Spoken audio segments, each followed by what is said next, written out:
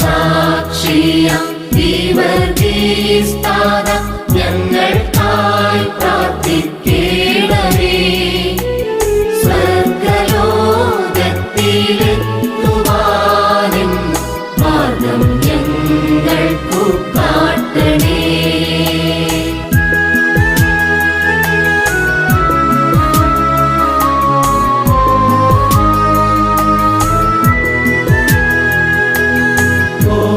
സർപ്പത്തിൻ ഭീതിയിൽ നിന്നും മുക്തരാക്കി നീ മർത്യരെ. സർപ്പദംശത്തിൻ രോഗ